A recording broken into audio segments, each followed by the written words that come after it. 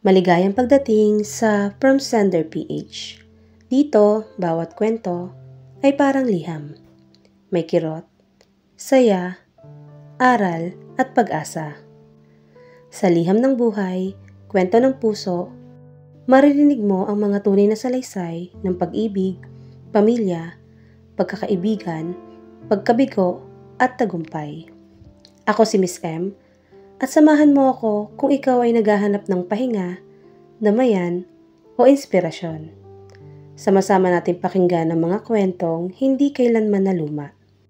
Isang liham, isang kwento mula sa puso. Magandang araw, Miss M. Madalas akong makinig ng iyong programa. Kaya nainganyo ako magbahagi ng aking kwento. Ako si Mariel. 36 years old na ako ngayon. Sabi nila, lahat ng bagay may dahilan. Pero may mga tanong pa rin akong hindi kayang sagutin. Kahit gaano pa katagal ang lumipas. At may mga pangyayaring hindi ko inaakalang mangyayari sa totoong buhay. Ang masakit, isa ako sa mga nakaranas nito. Ito ang kwento ko. Isang kwento ng pag-ibig na walang pangalan. Isang kasal na walang bisa. At ang mga pangarap na kinailangan kong pakawalan para buuin muli ang sarili ko. Halos 7 taon na ang nakalipas nang ikasal kami ni Alex sa isang maliit na simbahan sa Europe.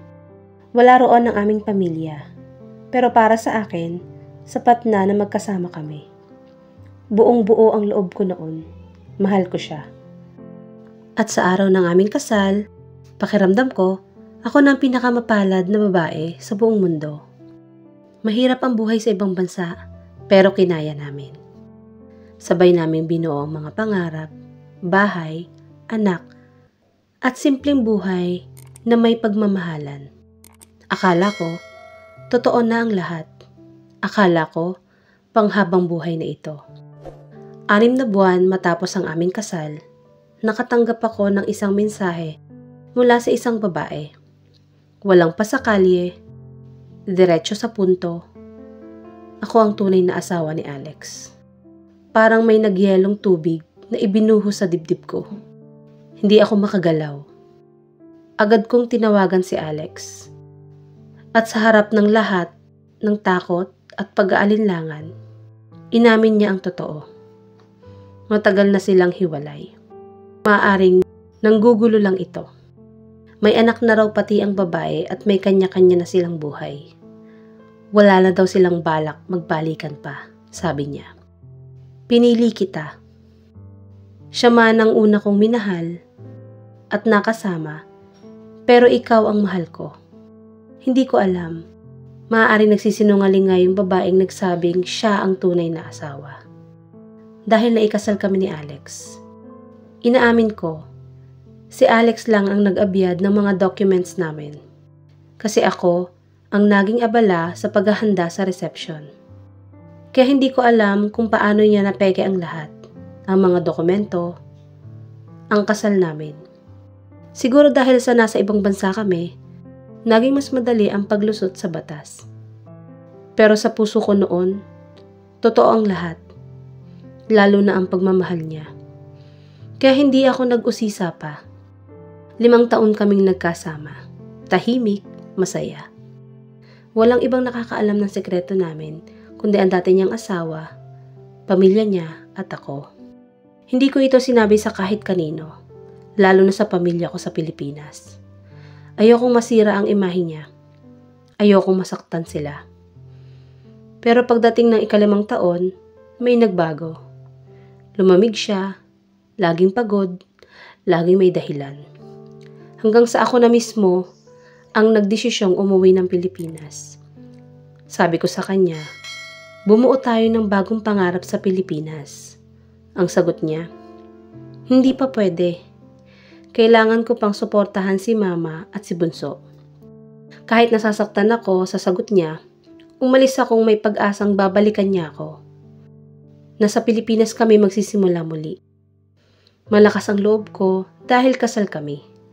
Mahal niya ako at sinabi naman niya noon na ako ang pinili niya. 1 buwan matapos akong makauwi, nalaman ko may iba na siya. Wala akong laban, nasa Pilipinas ako. Hindi ko siya makausap, blinak niya ako sa lahat ng social media at komunikasyon. At higit sa lahat, nalaman ko ang isang bagay na tuluyang nagpaguho ng lahat. Hindi pala nakarehistro ang kasal namin sa Pilipinas. Hindi pala talaga kami kasal. Sa mata ng batas, ako ang ibang babae. Makalipas lang ang 2 buwan, nag-propose na siya sa bago niyang babae. At makalipas ang 1 taon, ikinasal na sila. Habang mabilis na umiikot ang buhay niya, sa panibagong kabanata, ako naman ay dahan-dahan nilalamon ng kalungkutan. Sinisisi ko ang sarili. Pakiramdam ko, hindi ako naging matalino sa mga desisyong ginawa ko. Iniisip ko, baka kung di ako umalis, baka maayos pa namin. Baka ako pa rin ang pinili niya. Mag-isa kong ininda ang sakit. Tahimik akong umiiyak sa gabi. Hindi mahilig magtanong ang pamilya ko tungkol sa nararamdaman ko. Pero ramdam ko ang pagmamahal at suporta nila. Dahil doon, napilitan kong sabihin ang buong katotohanan. Para mabawasan ang bigat, para malaman nila kung paano nila ako matutulungan. Matagal akong umasa na tatawag siya isang araw. Magpapaliwanag, hihingi ng tawad. Pero 1 taon na ang lumipas, wala.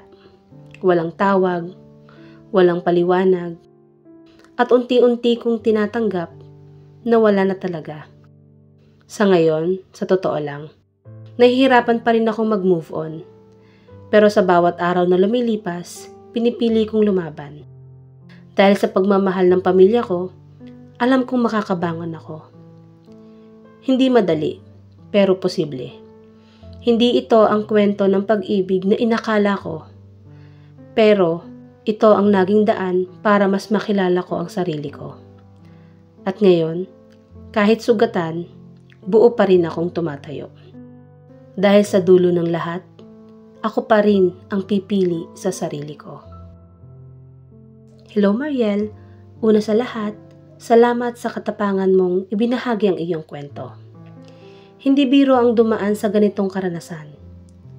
Isang pag-ibig na inakala mong totoo, isang kasal na buong puso mong pinanghawakan, at mga pangarap na nilikha niyong dalawa. Ngunit sa huli, ikaw lang ang tunay na lumaban. Walang salita ang sapat para sukatin ang sakit na naramdaman mo. Ang pagkabigla, ang pagtitiis ng katahimikan, at ang bigat ng katotohanang tinago mo para protektahan hindi lang siya, kundi pati ang mga mahal mo sa buhay. Isang napakalalim na uri ng pagmamahal yan. Ang manahimik para hindi makasakit kahit ikaw ang nasasaktan. Ngunit nais kong ipaalala ito. Ang sakit na naranasan mo ay hindi sukatan ng kahinaan, kundi patunay ng iyong katatagan. Maraming babae ang tahimik na lumulunok ng sakit. Pero ikaw, pinili mong ibukas ang katotohanan sa iyong pamilya. At higit sa lahat, pinili mong tumayo kahit paunti-unti, kahit pa mahirap. Ang pag-ibig ay hindi laging patas. Minsan, binibigay natin ang lahat sa taong hindi naman handang panindigan tayo. Ngunit hindi ibig sabihin ito na mali ka magmahal. Ibig lang sabihin, mali ang taong pinili mong mahalin. Wala kang kailangang ikahiya. Hindi ka ibang babae. Ikaw ay babaeng niloko, nilinlang at iniwan.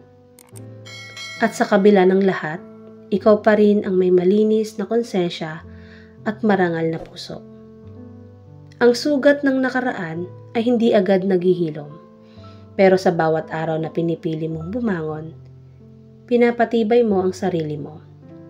Sa bawat luha na hindi mo pinapansin, unti-unti mong binubuo muli ang pagkatao mo. At kung may aral mang maiiwan ang karanasang ito ay ito. Minsan, kailangan muna tayong masira para muling mabuo. Mas matatag, mas malinaw ang pananaw, at mas buo ang sarili. Ang taong karapat-dapat sa'yo ay hindi ang marunong lamang magsabi ng mahal kita, kundi ang may paninindigan, katapatan at respeto, lalo na kapag wala nang nakikita. Mariel, ang inyong kwento ay hindi pagtatapos ng isang magandang kwento ng pag-ibig. Isa itong bagong simula ng pagmamahal mo sa sarili, ng pagbuo ng mas tunay na pangarap, at ng panibagong kabanata kung saan ikaw ang bida. At wala ka nang kailangang patunayan kanino man. Patuloy kang magmahal, una sa sarili mo, dahil sa dulo ng lahat ng ito, ikaw pa rin ang panalo. Andito lang ako, isang kaibigang nakikinig, may malasakit, at naniniwala sa muling pagbangon mo. Salamat sa pakikinig sa isa na namang liham ng buhay. Kung naantig ang puso mo, paki-subscribe ang aking channel at huwag kalimutang i-like, mag-comment at i-share ang kwentong ito. Hanggang sa susunod na kwento, mula sa puso, from Sender PH.